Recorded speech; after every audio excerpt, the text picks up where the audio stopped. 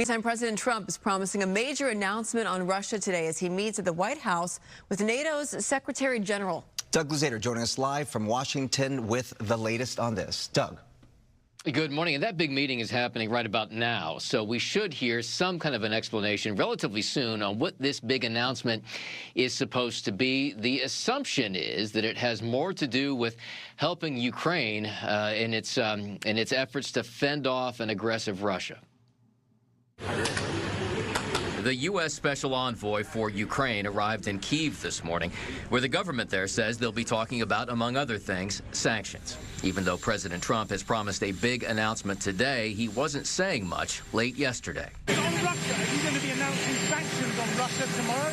We're going to see what we will see tomorrow, okay? The president seems convinced now, though, that Russia is not serious about a peace deal as the war in Ukraine grinds on. And he appears now to support an effort in the Senate to ratchet up sanctions to damage the Russian economy. There is already strong bipartisan support to make it happen. I think a multifaceted approach here is the only way to bring Putin to the table because he's a thug. He understands only force. NATO's Secretary General will meet with the president today at the White House as Trump is talking about sending more military aid now to Ukraine.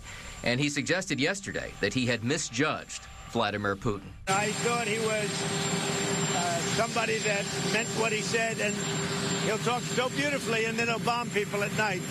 We don't like that. Thank you, everybody.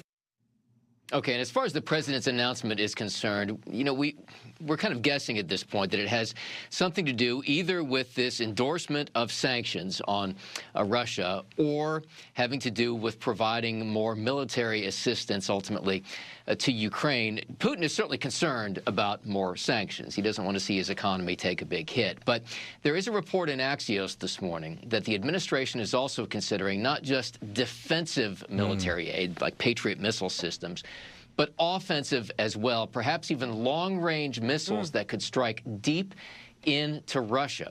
If that is the case, Bob and Jen, that is a game changer, perhaps, in this war. Yeah, maybe perhaps that also provides some kind of a deterrent aspect to all of this. And the president was very clear there on the tarmac. Also, he said that the U.S. is not directly paying for the weapons that would be sent to Ukraine.